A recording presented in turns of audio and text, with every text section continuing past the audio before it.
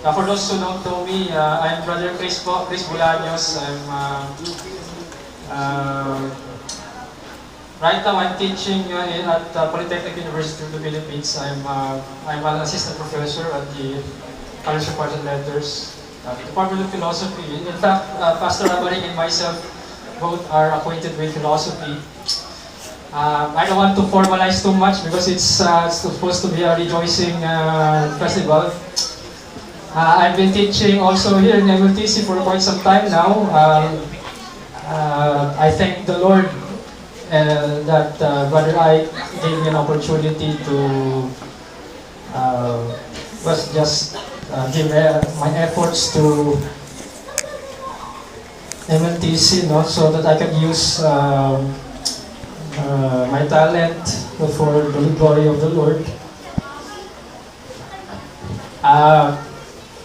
Right now po, hindi ko kayo masyadong kilala, kaya nagpakilala rin ako. So may mga bisita po tayo. Welcome po to Messiah the Living Torah Center. And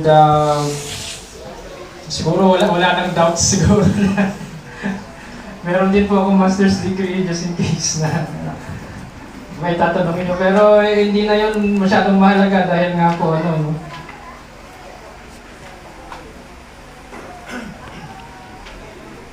I'll start with a short prayer. Heavenly Father, grant us the sharpness of mind, but also at the same time a humble and teachable heart. In the name of Messiah Yeshua, Amen. I hope you don't mind if I stand up because if I sit down, nobody would see me, and there's a tendency that people will relax too much and not listen to me anymore. Perhaps. Yeah, so we should honor God by listening to His Word. I am just here for as the mouthpiece of God. I am not God Himself. I am just humbled rather. And those who know humble themselves will have a chance to be part of His kingdom. So, as you can see here from this website, the Hebrew for Christians, which a lot of you probably know, ito daw ay season of joy and rejoicing. I wish I could jump for joy with you, but magsimula na po yung klase ko last week. So, in fact, masakit po ang likod ko. Kanina lang, it's quite a challenge kasi simula nung lumipat kami ng Binayoyo, maputik tsaka madalas yung dinadaanan ko lagi. So, sanay ka na. Of course, dapat masanay ka dun. Dito ka, there's no excuse. Sabi nga natin po. But it's a season of rejoicing. However, it's also a season at the same time of, since we are probably entering already into more difficult days, probably even entering the days of tribulation, arguably maraming tao maaaring tinitignan nila at winawatch nila yung events. No? Tama yung sinabi ng ating kaibigan na si Charlie Kirk na you keep the Sabbath. Maganda yung kahapon yung huwag mag-cellphone tuwing Sabbath. Okay din siguro practice. Depende sa inyo kung paano talaga, how do you honor God. No? Amen. At the same time, sabi niya, it's also a time where churches should learn to preach repentance. Amen. Repentance and really be humble before God because there are so many things that we don't know yet. In fact, kaka-open lang ng kanyang mata sa Shabbat. Sabi niya, no? And with Sabbath, dami ng na-open pa. So the feast days, by the way, let me check my watch, are also high Sabbath. Some of them are considered as high Sabbaths. And sabi ng Panginoon, learn how to number your days but also count the Sabbaths. That's why we have the calendar. So we don't only have the weekly Shabbat, but we have the other Shabbat, high Sabbats. And you have commandments specific to each Shabbat. And I think for the three major feasts, the men and the boys will have to um, go to Jerusalem, especially when the Messiah will be already in Jerusalem in the millennial reign. You have to show yourself before the Lord in His temple. And in my opinion, there will be a temple there in the millennial reign, as Ezekiel would put it. The Feast of Tabernacles, or Sukkot, which is the assigned topic to me. Sa Leviticus 23 po, doon nyo mababasa yung specific, some of the instructions. Tinatawag din yata siyang Feast of Booths kasi you are supposed to meditate under the sukkah for 7 days straight. In fact, 8 days, no? For 7 days, nakalagay dito, no? So, from the sighting of the moon, which is the day our no one knows, di po ba? When there's a certain waiting time, minsan umaabot ng 2 araw pa nga eh. And then all of a sudden, the sliver of the moon in Israel appears and they blow the trumpet. That's the Feast of Trumpets. That's the first day. And then you count from there on 15 days. The 15th day is supposed to be the Feast of Tabernacles, which closely follows the Yom Kippur, which is on the 10th day. There's also a commandment in there. But the commandment for the Feast of Tabernacles is on the 15th day of the 7th month is the Feast of Tabernacles. And on the first day, which is what we did last month, Sundown Sunday last week. At may blood moon pa nga yata noon. Tama ba? If I recall correctly. Yeah, there is. There shall be a holy convocation, so it's a Shabbat. You shall Pero wala dito sa Pinas. not do any ordinary work. It's para sa High Sabbath. And today also, as we enter to Shemini Atzeret, it's also High Sabbath because it says here, for 7 days you shall present food offerings, and then on the 8th day, which is tonight, no, until tomorrow sundown, you shall hold a holy convocation. So it's a Shabbat. The standard operating procedure for any Shabbat is to have a holy convocation and a solemn assembly. At the same time, don't do any ordinary work, commonplace things. If any, don't do social media sana, pero mapigilan ba natin yung sarili natin? Don't do anything that is not in line with God's plan on that day, but focus on the Lord. Focus everything, all your energy, all your resources to the Lord. Ika nga po, no? Am I sounding too... Hindi naman. Okay lang? Naintindihan ko ako kasi baka magreklamo na naman hindi namin maintindihan si Sir. Sorry po, hindi nyo na ako mababago sa teaching style ko. Talagang ganun. Professor kasi, train kasi ako sa... Teaching kasi. Ganun talaga yun. So, in as much as I want to... Teaching, hindi to preaching. teach you in a pastoral way. I'm not a pastor. Yeah. I'm just an ordinary teacher. Okay po. So Leviticus 23, these are the appointed feast days of the Lord. We should reserve them as times of holy convocation. And it's already a repetition of what we had in the previous slide.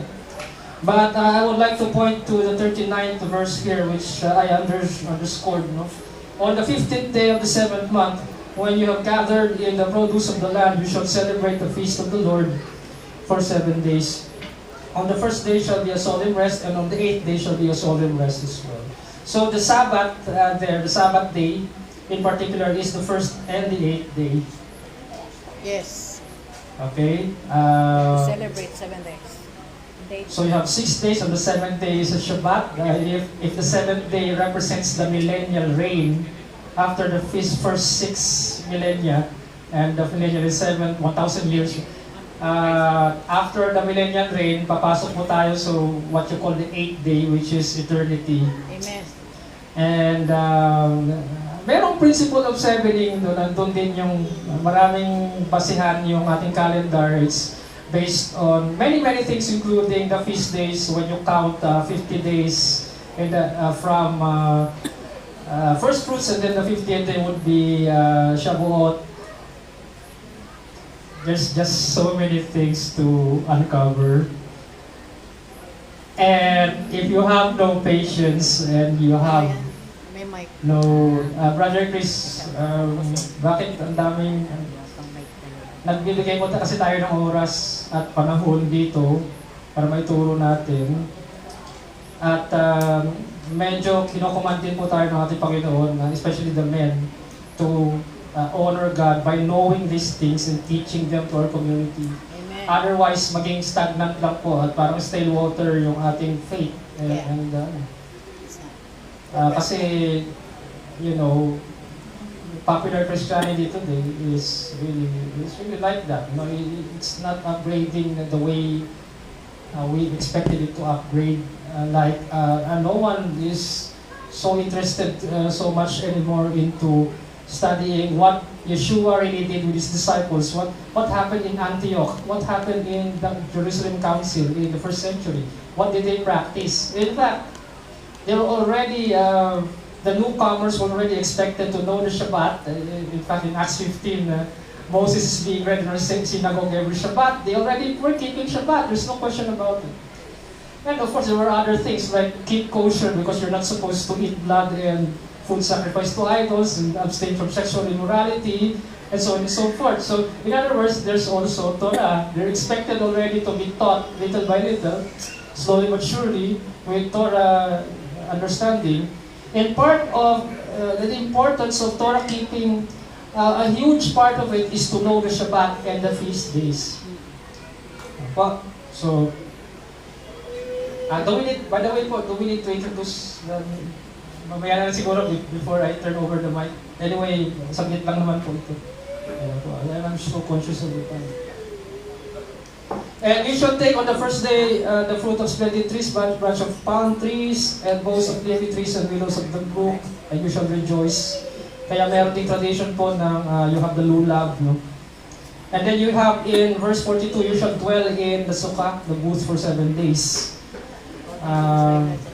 And you shall teach this to your children so that they may know, and throughout all generations, throughout time, Amen. throughout eternity, by the way, because our God is from eternity to eternity.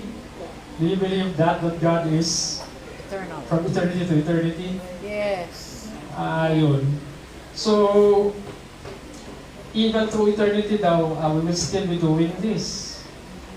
So, you're commanded to practice and teach it even to your children and the next generation and the generation after that.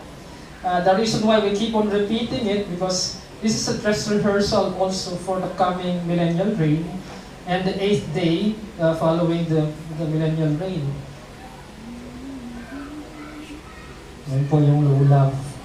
And then may mga ano po yan, specific na mga sa tradition po. You have of course the palm branch, the lulav, and then you have the etrog. Maraming meaning yan, siguro yung fruits. If you're asking, nagbubunga ka ba o hindi sa yung mga ginagawa. Ako naman po, nagbubunga siguro. Nandun naman, pero kung minsan naisip ko, parang si Noah dati, di ba, wala rin naniwala sa kanya. So, kung walang maniwala sa akin, malay natin in the future. So, I just keep on doing it. Your family, yeah. Mama mo. My mother is watching, so Yes. if my family was here, they would have been proud of what I'm doing here. Except, of course, some family members don't believe in God, in the Bible too. But never did it come to my mind that it will amount to like you will become less intelligent if you do the Bible. I don't think so. In fact, the Bible requires a lot of, Yes. and I am not very smart, by the way. Maybe you're smarter than me because you have the ability to evangelize and I don't. Bigyan niyo ako ng konting talent para ako din Mag-evangelize. maniwala sa akin, mas pa isa-isa. Okay? So whether you love or hate me, I'm still your brother in Christ. Amen. So, love one another. So why do we rejoice on Sukkot? It's supposed to be a season of rejoicing. We are told that all nations and tongues shall gather at the coming of Mashiach and He will become King. Sino ba yung darating? Why is He dressed in garments that are in blood when He comes back on a horse? And kasi hari nga siya eh. papaslangin niya yung mga kaaway at then i-establish yung kanyang throne sa Jerusalem. So a kingdom, at yun lagi yung tinuturo ni Pastor Alvin, a kingdom should have a king and the people, and you have the territory. And the law. Israel, yung maximal view ng Israel, actually 2,300,000 square kilometers. Yung promise lang kay Abraham yun, ha? Yeah, paano yung sa atin? Circumcised pa naman tayo. May land inheritance din tayo. That's the expansion now. The millennial reign will be expanding still. The 2 million square kilometers promised to Abraham will keep on expanding. Why? Because the king has territory and he will take dominion. And some of you will become governors and ambassadors of the kingdom if you know this. If you can administer the law. Isn't that the good news? And there's so much, it's so much better than just jumping around on the clouds and having wings. That's not your destiny. Your destiny is to become close to Mashiach so that you will have a position of prominence too. At doon na lang ako babawi siguro. Kasi dito ngayon, mukhang parang hindi ka pinapaniwalaan. Okay, and then, what are the consequences of this? There's plenty in store for us during the millennial reign. Do you want to know what the millennial reign is all about? That's what the 1,000 years actually is all about. It will be like a Sabbath rest for all of us, but on that we are also not resting as in you have no mobility whatsoever. That's not what it means. You will be appointed, a lot of work, but all those work, if it is in alignment with God's kingdom, all of those will be blessed and you will find prosperity and you will find happiness there and fulfillment and success in everything. So don't worry if you're not successful now, mga kabataan, mga adults, mga matanda, mga wag muna kayong magmadaling mag-asawa kasi we still have the next 1,000 years. Hello! Just kidding. But who is the Messiah of the millennial reign of 1,000 years? Of course, it's a rhetorical question, right? Now, when I took a glimpse of the millennial kingdom, siguro, ano ko na lang to yung mga slides. Bibilisan natin konti. 3 perspectives of the millennium kasi. Iba-iba tayo ng pananaw po kung with respect to sino ba yung magre-reign dito na hari on the millennial reigns. People will say, okay, King David will be the high priest and of the earthly temple and Yeshua will be there, you know, because hindi naman daw siya bababa kapag, hindi ba ganun ka-holy yung place on earth, no? Iba-iba ng pananaw, pero ako kasi, pwede rin kasi siyang bumaba. I don't know if you stay in the temple or ano. Basta marami ng beses na bumaba ang Panginoon sa atin at nagpakita siya na in fact, he became as flesh and dwelt among men, Emmanuel, right? Pero iba-iba tayo talaga ng ano dyan eh.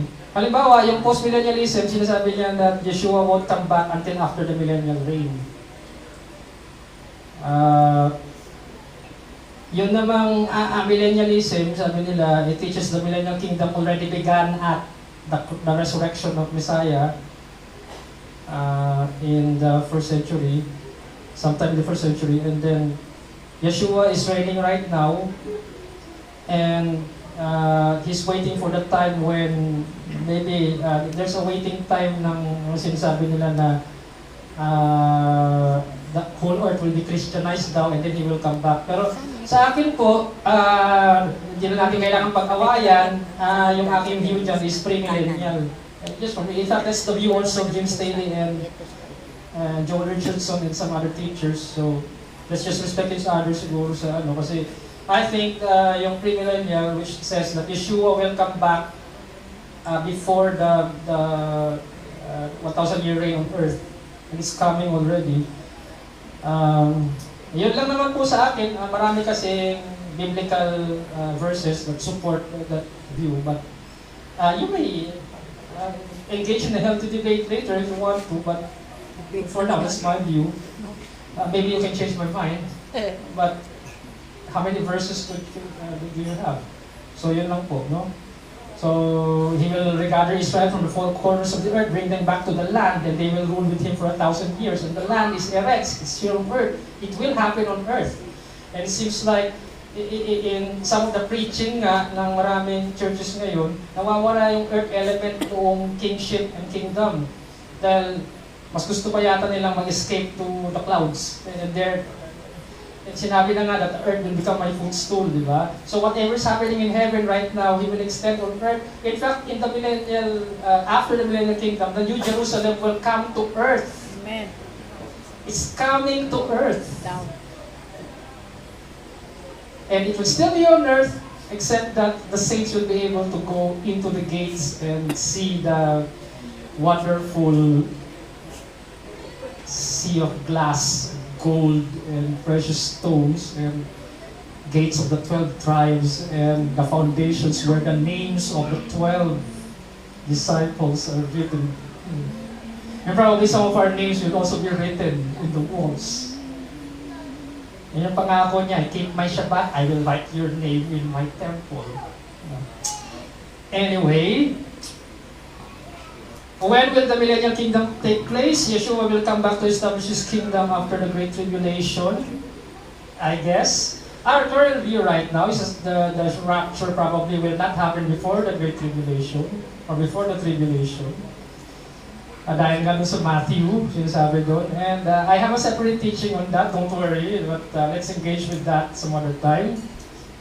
Revelation 19:20 also describes Yeshua returning to earth. Doon sa Revelation 19, sa view ni Jim Staley dito, which yung mga slides dito kinuha ko from his teaching, si Yeshua daw yun, sa kanyang pananaw, sa lente ni Jim Staley, si Yeshua daw yung nasa Revelation 19, was coming to earth, defeating his enemies in war, and then immediately establishing the millennial kingdom. Pero, mamaya na tayo mag-usap tungkol dyan, if your view is different, no? Let's focus first on the feast and what is tabernacle. Yeshua will really come and tabernacle with us then. If that's the case, and the Word was made flesh and dwelt with man, the term dwelt is very special. No, it's really to tabernacle. It's important. And We are the never temple mind that first, kasi iba naman of yung the view Holy marami dyan. Spirit. Yeah. So, mamaya na lang siguro yan. So, dwelt, to tent or encamp. And the Word was made flesh and tented and encamped. But it's really to dwell with us. What to dwell is to know Him like intimately, because now you're with Him, you're sitting with Him, you're dining with Him, you're eating tilapia with Him, and eating bread with Him, you're breaking bread on Shabbat. David Fish. Sana nga, tama yung pananaw ko na siya talaga yung babalik before mag-millennial reign. Kasi gusto ko na talaga, sino sa inyo dito gusto na makita si Yeshua? Amen. He will come to judge the living and the dead. And then you know what? That's the end of all corruption. All the corruption that... It's not going to be the end of the world, okay? It's going to be the end of all the corruption happening in the Philippines. Not to mention all the money being plundered. I'm not going to talk about it here, but that's the end of it. That's the end of war also. Swords will become plowshares and agrarian utopia. Maraming mangyayari muna bago yun. Meron sinabi sa Zechariah na mag-split yung Mount Olives tapos yung remnant lalabas. Go to the mountain. Nakita na natin yan kanina. Dwelt also is Yeshab. Yung dwelt pala ito in Skeno is Greek. Maganda yung Yeshab in Hebrew. To tarry is to remain or sojourn as if to dwell. Okay, anyway. Just to show you that we know our Hebrew a little bit. And we do the Strong's definition. And something just to get the sense of it. And Hebrew can be very tricky sometimes, but also very fulfilling. For curious minds, Hebrew is a very nice language to study. The Holy One. Okay. So Yeshua destroys his enemies in those different verses on the screen. When it comes back. There will be survivors. Now, hindi ko po alam kung mamaya makaklarify siguro ng ibang teachers din, ng elders, kung 1/3 ba, or pagka pinor niya ba niya yung wrath niya sa 2/3 daw yung yung may parang wormwood pa, tapos mag-poison yung 2/3 na of the earth, yung water, tsaka yung mga punong kahoy. So, di natin alam, pero sinabi sa Isaiah 13, yata, kung ang context nun is the end times, baka po, yun nga, baka kumunti yung population. Pero irrelevant lang din naman eh. Okay lang yun, mauna naman yung mga corrupt. Hindi naman yun. Pinapatawa ko lang kayo. Well, siyempre gusto natin wala sanang mapinsala, pero ganun po talaga eh. Hindi naman lahat ay susunod. In fact, alam nyo yung mga elite ngayon na gumagawa ng underground team, sila nga yung unang pag sumilip na yung Visayas sa cloud, sabihin nila, let the mountains fall on the facilities. We'd rather be buried underneath rather than to experience the wrath of God who is coming on earth. I'd like to see that happen. I'd like you to come down and really teach them a lesson. Really, I'd like to see. He is going to have a sword in his mouth and destroy them by his appearance, the light of his coming. That's cool, isn't it? It's justice on earth. Finally, not the kind of justice that the world leaders are now, yung justice na meron pang inclusivity, ganun. Ito yung totoong inclusivity. Okay, anyway, sige lang nga.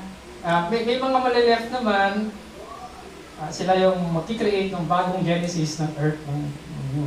Let's start anew. Okay? Kag sa may yaksukot.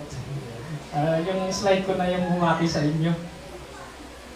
So Yeshua will reign as king in 2 Samuel 7:12-13. What's the difference between him and other totalitarian governments who ano yung mga totalitarian governments, yung mga fascist governments,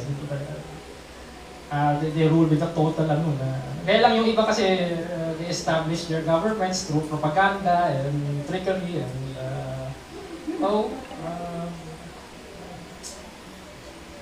kill all oppositions. Kaya nga pinatay si Charlie Kirk kasi kill all oppositions. Hindi ko alam kung yung kumokontrol nga sa ng Amerika ngayon are like that. I'm not going to say more kasi delikado daw, but I'm not afraid because God is with us. But He will be a just and fair King. Anong difference? Because He will be a righteous, just and fair King. Wouldn't you like that?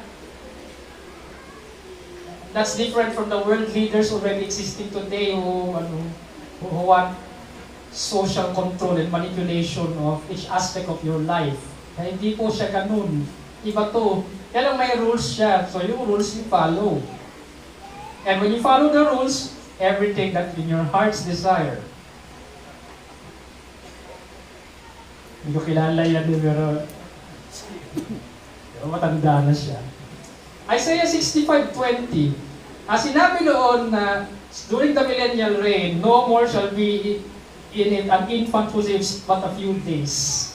Walang mamamatay ng a few days lang, or an old man who does not fill out his days.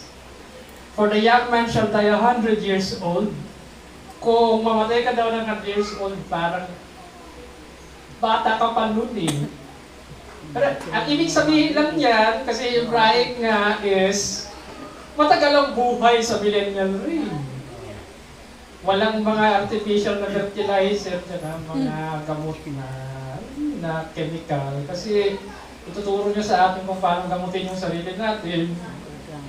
Like yung leaves ng olive tree, di ba, dun sa Revelation, it will be gamot, it will be for the nations. And probably most of everything would be, I would imagine, organic.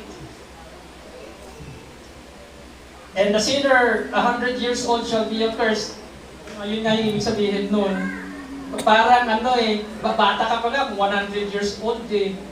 Tayo, ano bang average lifespan ngayon ng Diba? So hindi pa ito, pero pag susunod na buhay, yung susunod na buhay na yun. Meron yung mga mariresurrect na incorruptible na. Meron din yung mga, okay, sumunod na. But everyone will be resurrected at the end of the 1,000 years. And they will be judged. Gutom na. Anyway,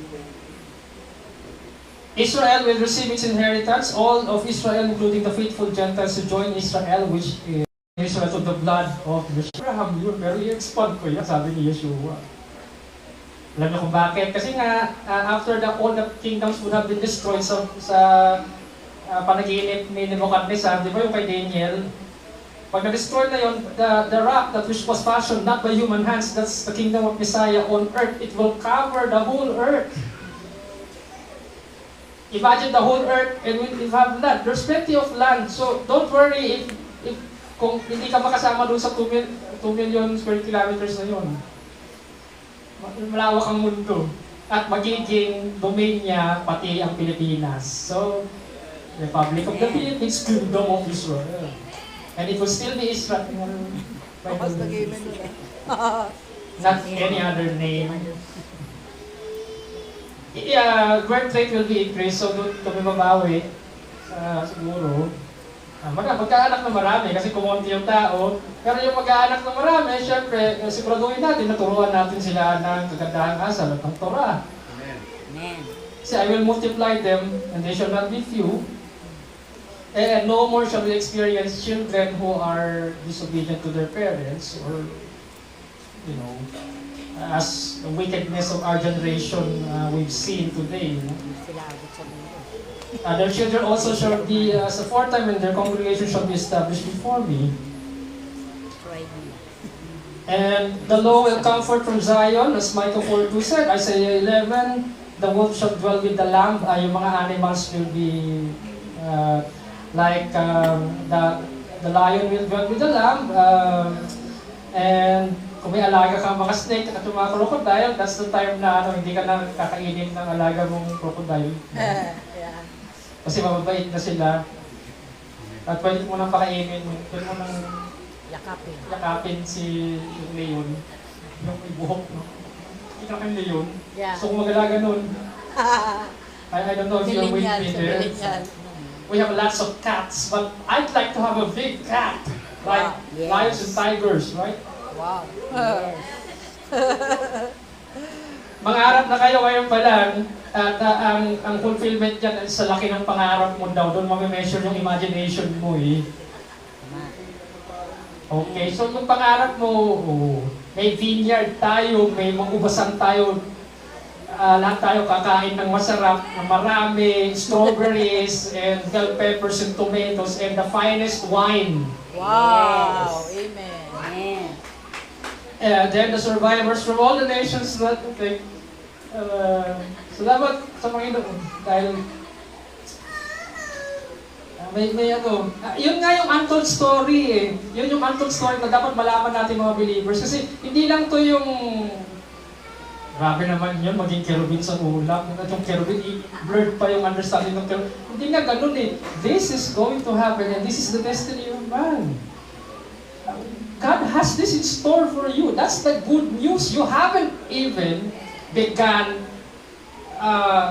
taking it out of the book and imagining it as it truly is.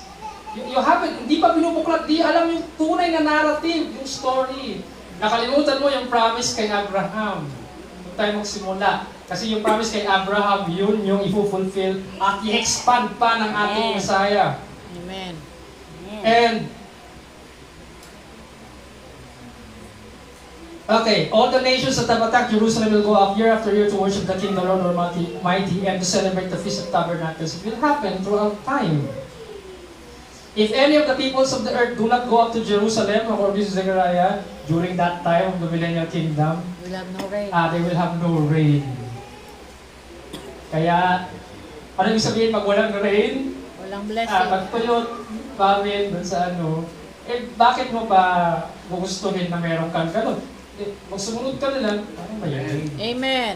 At pag may rain, may abundance. May masaganang ani, super abundance. That's we call agrarian utopia. But that utopia is going to be here, not nowhere, but here, now. Kasama So tayo. if you're imagining it now, the kingdom is with you right now, then spread the good news right now, and it's just about time, only a few years before the fulfillment. Yun po, testimony ng konti, yun po yung nagdala sa akin ng MLTC. Kasi yung mga senior pastors namin sa kabilang church, hindi ko nasabihin ko sa inyo.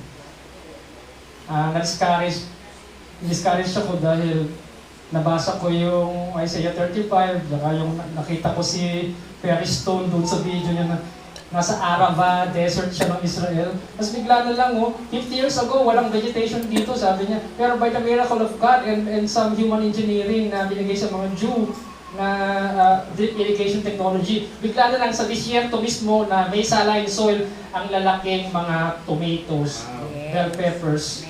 Amen. At kung ano yung ambassador ng Israel, Laki. nakita niya, laki-laki. Parang Bell kinakain niya. Parang mas malaki sa apple. Bell pepper yata yun. Oo, bell pepper. At may mga strawberries. Engineered na. Oh! You can grow that in the desert? Kaya malaki. It's miraculous. Ibig sabihin, foretaste na yan nung ano yung darating. Pinapakitaan lang tayo konti, glimpse lang yan, foretaste, pero may promise na darating. Kasi yun nga yung promise niya. Yung isa sa Nung narinig nila yun, syempre, sabi nila, Israel na naman. Oh, repolyo. Tayo na yung bagong Israel. Alam niyo na yung ganun di ba? Yung replacement theology. Yes. Yun yung mga ilan sa mga bagay na nakakaano sa mga Christians. Hindi nila makita to dahil nga because of those things, no?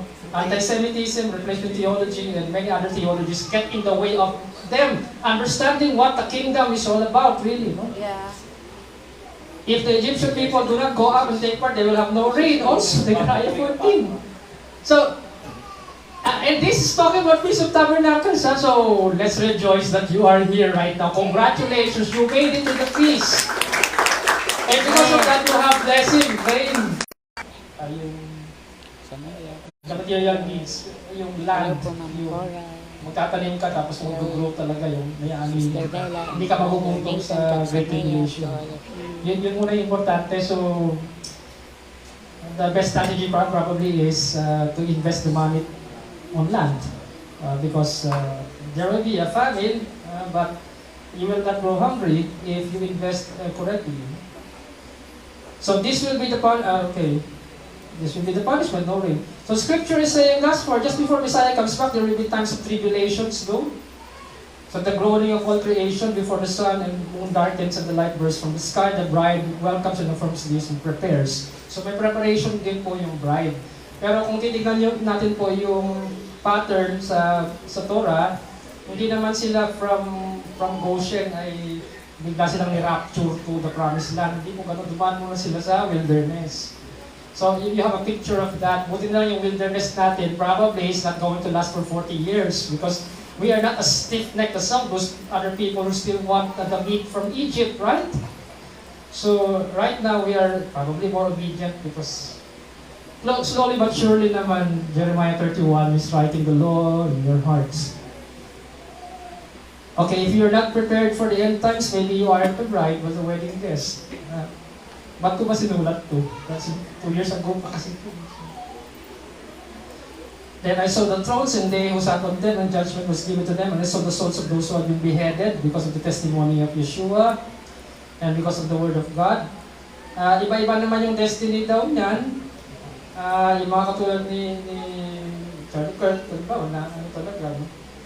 He was killed in Utah Valley and was shot. Well, nagpapalagay na lang namin yun last night na if the seed does not die, it will not bear fruit. At dahil nga doon, bigla na lang posthumous na ng mga videos, nakikita ng maraming Christians. Aba, importante pala yung Shabbat. Yun yung number 1 na na nakita nila. Ngayon lang nasilabasan o ngayon lang nabigyan ng highlight. Kung kailan binaril na yung tao, yun, wala na siya. And we hope and pray to see Him in the resurrection. And those who had not worshipped the beast or his image and had not received the mark on their forehead, and they came to life and reigned with Christ for 1,000 years. And I would presume that this will happen on earth because this is events immediately following the tribulation when they succeeded and made triumphant and they washed their garments white. Yeshua will come to them and reign with them for 1,000 years.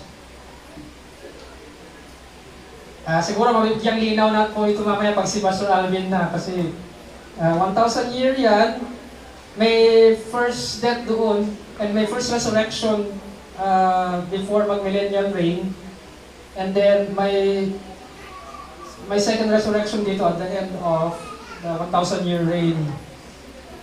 Some churches are saying this is the kingdom age. Maybe I'd rather call it a kingdom age if you want, but that's the millennial reign for me. And Satan will be bound for 1,000 years. So ang dali lang mag-spread ng gospel. And then after the 1,000 year, i-tempt niya ulit yung ibang mga followers. And then some of them, diba? And then everybody gets judged. Ang kagandahan lang niyan is, if you're part of the first resurrection, you have a big chance really to become one of the judges at the end of the 1,000 year reign. So in the white throne of, you will become one of the judges and you will judge the angels. Di ba? This is 1 Corinthians. Blessed and holy is he who was part in the first resurrection. Over this, the second death has no power, but they will be priests of God and of Christ, Yeshua, and will reign with him for 1,000 years. I think this is the last slide, Pastor Alvin, so I'll turn over the mic to you. But this is what's to come. Revelation 21 yun. Binasa natin kanina lang. Then I saw a new heaven and a new earth. Meron pa rin earth doon ulit. Sa Hebrew, Eretz. Ulit yan. The new heaven will come upon the new earth. You will not need anymore the sun or the moon. Maybe the sun. Hindi ko alam kung may moon dyan. Pero yung light daw ng Panginoon, siya na mismo yung magla-light from the temple and beyond. For the first heaven and the first earth had passed away, but that's in English. I would probably presume that that's the renewed creation, that's the renewed earth. Depending on your point of view. But nevertheless, there will still be an earth. And that was what I emphasized in the teaching yesterday. Nawawala kasi yung earth element na yun eh. Bakit kasi gustong escape ng maraming tao? Nakita natin yun sa diagnosis natin kahapon, di ba, sa teaching. Work yun ng Gnostic theology eh, at ng Greco-Roman philosophy. Pero mas Gnostic philosophy. Yung Gnostic philosophy, napasok sa Christianity yun, kaya tuloy, ang mga believers, naniniwala sila na evil yung earth, evil, ever since sin at walang magagandang mangyayari dito in the future, walang planong Diyos. So, i-destroy niya to, so doon tayo sa langit. Kung saan, napaka-blurred ng understanding ng langit. Ano ba yun? There will still be an earth. Yung langit na yun, the closest concept that you can probably associate with anything of that sort sa heaven is the New Jerusalem coming from the clouds. The city, the golden city, the one that... Mamaya nga, tumigil muna tayo sa Reels, tsaka TikTok, tsaka sa mga telenovela. Kung meron mang magandang nagagawa ko yung AI ngayon at CGI, pinanood ko kanina lang wala tayong sound na system dito ngayon, inaaral pa natin paano isaksak ulit yun. Palabas ko sana yung video, pero yun nga, kulang din sa oras. Yung Agape channel, tingnan niyo yung New Jerusalem doon. Okay naman may mga flaws, pero meron na rin, nakuha niya yung konsepto ng John was taken on a high place and then he saw this great city, the bride of the Lamb. 12 gates, 12 tribes of Israel, the foundation stones, precious stones. The streets were lined with gold. And yung gold na yun is so bright like glass. And there will be a tree of life in the middle, and it will the leaves will become like the medicine for the nations. and everyone will be rejoicing there. So the lamb, actually is sitting in the middle of it with bronze feet and white in clothes, and he wears a crown.